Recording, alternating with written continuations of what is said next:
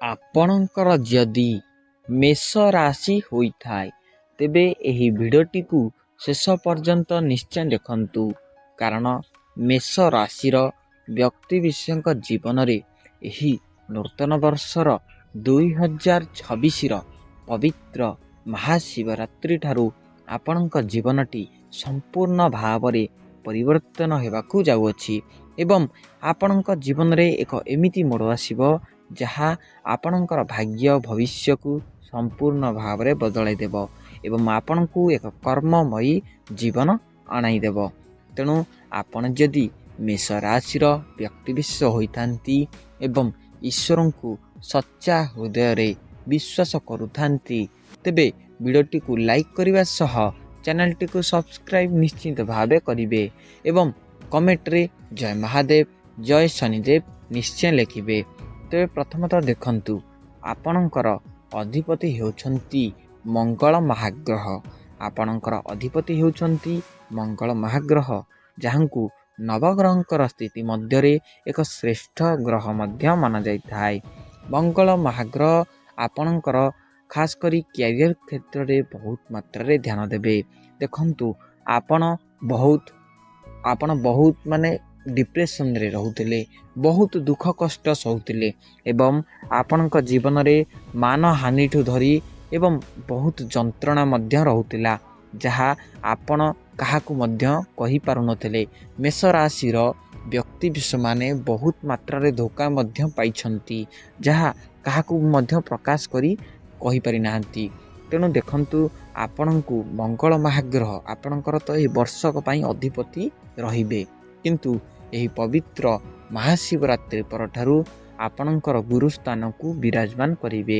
ଫଳରେ ଆପଣଙ୍କୁ ଯେତେକ ଷ୍ଟ୍ରେସ୍ ମିଳୁଥିଲା ଏବଂ ଆପଣ ଯେଉଁ ଲୋକଙ୍କ ଠାରୁ ଦୁଃଖରେ ଜିଉଥିଲେ କିମ୍ବା ଦୁଃଖ ପାଉଥିଲେ, ଦେଖିବେ ସେ ଲୋକଙ୍କ ଠାରୁ ନିଶ୍ଚିତ ଭାବେ ଦୂରେଇ ଯିବେ ଏବଂ ଆପଣ ଆପଣଙ୍କର କର୍ମ ଉପରେ ବହୁତ ମାତ୍ରାରେ ଧ୍ୟାନ ଦେବେ।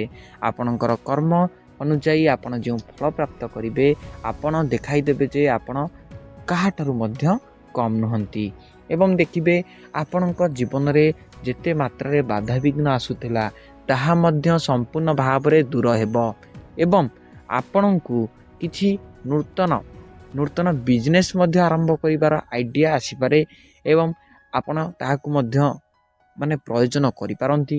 କିମ୍ବା ଆପଣ ଯଦି କୌଣସି ଚାକିରିରେ ଅଛନ୍ତି, ତେବେ ନିଶ୍ଚିତ ଭାବରେ ଆପଣଙ୍କର ପ୍ରମୋସନ୍ ଘଟିବ।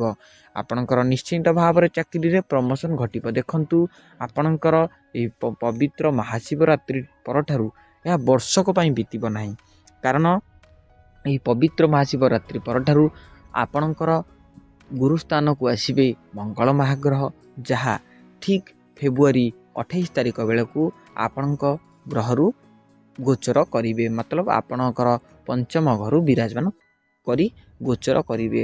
ଦେଖିବେ ଏହି 15 ଦିନ ମଧ୍ୟରେ, ଦେଖନ୍ତୁ ଏହି 15-16 ଦିନ ମଧ୍ୟରେ ଆପଣଙ୍କ ଜୀବନରେ ଏମିତି କିଛି ପରିବର୍ତ୍ତନ ଆସିବ ଯାହା ଆପଣ କିଛି ଶିକ୍ଷା ପାଇବେ ଏବଂ ଆପଣ ଆପଣଙ୍କର କର୍ମ ଉପରେ ବହୁତ ମାତ୍ରାରେ ଧ୍ୟାନ ଦେବେ।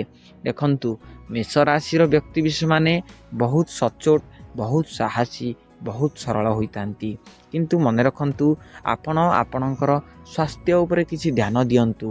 ଆପଣ ଅନ୍ୟ ବ୍ୟକ୍ତିଙ୍କ ପାଇଁ ହେଉ କିମ୍ବା ଅନ୍ୟ କୌଣସି ଲୋକଙ୍କ ପାଇଁ ହେଉ ଚିନ୍ତା କରି ଆପଣ ଖାଦ୍ୟ ଖାଆନ୍ତି ନାହିଁ। ତେଣୁ ଆପଣଙ୍କର ବହୁତ ମାତ୍ରାରେ ଗ୍ୟାଷ୍ଟ୍ରିକ୍ ଜନିତ ସମସ୍ୟା ରହୁଛି। ସ୍ୱାସ୍ଥ୍ୟ କ୍ଷେତ୍ରରେ ଆପଣଙ୍କର ଗ୍ୟାଷ୍ଟ୍ରିକ୍ ଜନିତ ସମସ୍ୟା, ଡାଇବେଟିସ୍ ଜନିତ ସମସ୍ୟା, ଆଣ୍ଠୁଗଣ୍ଠି ବାତ ଧରିବା ସମସ୍ୟା, ତାପରେ ଆପଣଙ୍କର ଚର୍ମ ଜନିତ ସମସ୍ୟା ମଧ୍ୟ ବହୁତ ମାତ୍ରାରେ ରହୁଛି। ତା ସହିତ ଶ୍ୱାସ ଜନିତ ସମସ୍ୟା ମଧ୍ୟ ରହୁଛି। ଦେଖିବେ ଏହି ଫେବୃଆରୀ ମାସର 15 ତାରିଖ ଠାରୁ ଆପଣଙ୍କ ଜୀବନରେ ଶ୍ୱାସ ଜନିତ ସମସ୍ୟା ସମ୍ପୂର୍ଣ୍ଣ ଭାବରେ ଦୂର ହୋଇଯିବ ଏବଂ ଆପଣଙ୍କ ସ୍ୱାସ୍ଥ୍ୟଟି ବହୁତ ମାତ୍ରାରେ ସୁସ୍ଥ ହେବାକୁ ଲାଗିବ ଏବଂ ଦେଖିବେ ଆପଣଙ୍କ ଗ୍ରହ ଚଳନ, ଆପଣଙ୍କର ନବଗ୍ରହଙ୍କର ସ୍ଥିତି ମଧ୍ୟ ଧୀରେ ଧୀରେ ସ୍ଥିର ହେବ ଏବଂ ଆପଣଙ୍କୁ ବହୁତ ଲୋକ ସପୋର୍ଟ ମଧ୍ୟ କରିବେ। ଆଉ ଗୋଟେ କଥା ମନେ ରଖନ୍ତୁ, ଶନିଙ୍କର ମଧ୍ୟ ବହୁତ ମାତ୍ରାରେ ମହତ୍ତ୍ୱ ରହୁଛି ଆପଣଙ୍କ ଗ୍ରହରେ। ଶନି ମଧ୍ୟ ଆପଣଙ୍କ ଗ୍ରହରେ ବହୁତ ମାତ୍ରାରେ ପ୍ରଭାବ ପକାଇବେ। ତେଣୁ ଆପଣ କିଛି ଦାନ କରନ୍ତୁ, ଶନିଙ୍କୁ ପ୍ରସନ୍ନ କରିବାକୁ ହେଲେ ଓମ୍ ଶନିଶ୍ଚରାୟ ନମ ଜପ କରନ୍ତୁ ଏବଂ ଆପଣଙ୍କର କର୍ମ ଉପରେ ଧ୍ୟାନ ଦିଅନ୍ତୁ।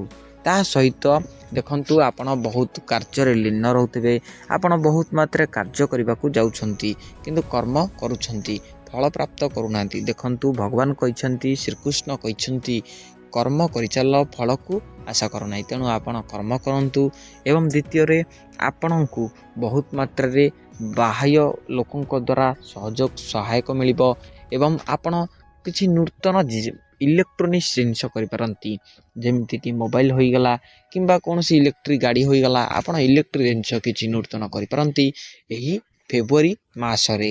ଦେଖିବେ ଆପଣଙ୍କ ଜୀବନଟି ବହୁତ ମାତ୍ରାରେ ସୁଖଦାୟକ ହେବ। କିନ୍ତୁ ଆପଣ କେବେ କୌଣସି ଦେବାଦେବୀଙ୍କ ମନ୍ଦିରକୁ ଯାତ୍ରା କରନ୍ତି ନାହିଁ କିମ୍ବା କୌଣସି ମନ୍ଦିରକୁ ମଧ୍ୟ ଯାତ୍ରା କରନ୍ତି ନାହିଁ। ଆପଣଙ୍କୁ ଅନୁରୋଧ, ଆପଣଙ୍କର ଇଷ୍ଟଦେବ ହେଉଛନ୍ତି ମହାଦେବ। ତେଣୁ ଆପଣ ମହାଦେବଙ୍କ ମନ୍ଦିରକୁ ନିଶ୍ଚିନ୍ତ ଭାବରେ ଯାତ୍ରା କରନ୍ତୁ ଏବଂ ପ୍ରତ୍ୟେକ ସୋମବାର ଦିନ ଟିକେ ଆମିଷ ଖାଇବା ବନ୍ଦ କରିଦିଅନ୍ତୁ। ଦେଖିବେ ମହାଦେବଙ୍କର ବିଶେଷ ଆଶୀର୍ବାଦ ରହିବ ଆପଣଙ୍କ ଉପରେ ଏବଂ ମହାଦେବଙ୍କର ବିଶେଷ ମଧ୍ୟ କୃପା ରହିବ। ଯଦି ଆପଣଙ୍କୁ କିଛି ସମୟ ହେଉଛି ତେବେ ହନୁମାନ ଚାଳିଶା ମଧ୍ୟ ପାଠ କରନ୍ତୁ। ହନୁମାନ ଚାଳିଶା ପାଠ କରିବା ଦ୍ୱାରା ଆପଣଙ୍କର ବୁଦ୍ଧି ବିବେକ ଗ୍ରୋ କରିବାକୁ ଲାଗିବ।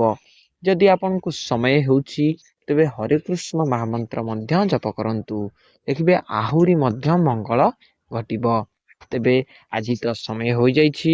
ଆପଣ ଯଦି ମେଷ ରାଶିର ବ୍ୟକ୍ତି ବିଶେଷ ହୋଇଥାନ୍ତି ଏବଂ ଈଶ୍ୱରଙ୍କୁ ସଚ୍ଚା ହୃଦୟରେ ବିଶ୍ୱାସ କରୁଥାନ୍ତି, ତେବେ ଭିଡ଼ିଓଟିକୁ ଲାଇକ୍ କରିବା ସହ ଚ୍ୟାନେଲଟିକୁ ସବସ୍କ୍ରାଇବ ନିଶ୍ଚିତ ଭାବେ କରିବେ। ତେବେ ରହୁଛି, ଧନ୍ୟବାଦ। ଜୟ ଜଗନ୍ନାଥ।